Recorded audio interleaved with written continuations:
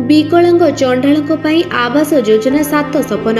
सुवर्णपुर जिला बिनिका ब्लॉक अंतर्गत सिंघीचुपा पंचायतर असुरगढ़ ग्राम में बास करुथिबा चंडाल बिंधाणी मां भक्ति बिंधाणी बापा जगन्नाथ बिंधाणी बहु वर्ष हेब आरपारी को चली जाइतिबा बेले तांकर स्त्री कौशल्या बिंधाणी स्त्री आउ गोटे मात्र छोट पुओ नहीं परिवार विधिर विडंबना चंडाल गोटे गोड़ दुर्घटन कटि जाइछि जहाद्वारा से कौनसी काम परिवार प्रतिपोषण करिबारे असमर्थ।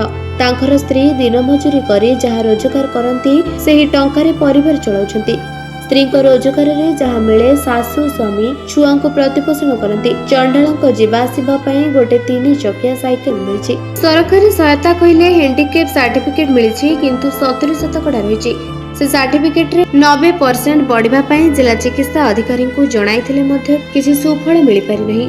सरकारक मात्र प्रधानमंत्री आवास योजना किंबा इंदिरा आवास योजना रे घर खंडी मिली पारि नहीं। चंडालक परिवार एबे स्त्री झाटीमाटी रे कुड़िया घरे मुंड गुंजिछंती। वर्षा दिन रे सबुआडे पानी गलिबा सह निजर जिनिस पत्र भिजी जाउथिबा बेले रहिबारे बहुत असुविधा सम्मुखीन हेउछंती एही परिवार। पक्का घर खंडिए पाई एवं राशन कार्ड गोटे पाई सरपंच वीडियो को गुहारी करी नयंत हो जाइतिबा सूचना मिली। केतेबेले जे एते असुविधा रे रहितबा घर भांगी जीव और सेमानक प्रति विपद सृष्टि करिवो कहि हेबो नै।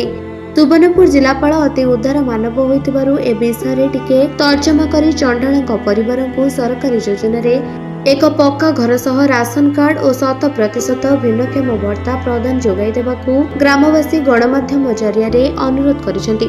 सुवर्णपुर जिला प्रतिनिधि किस्मत मिश्रଙ୍କ रिपोर्ट निरपेक्ष न्यूज।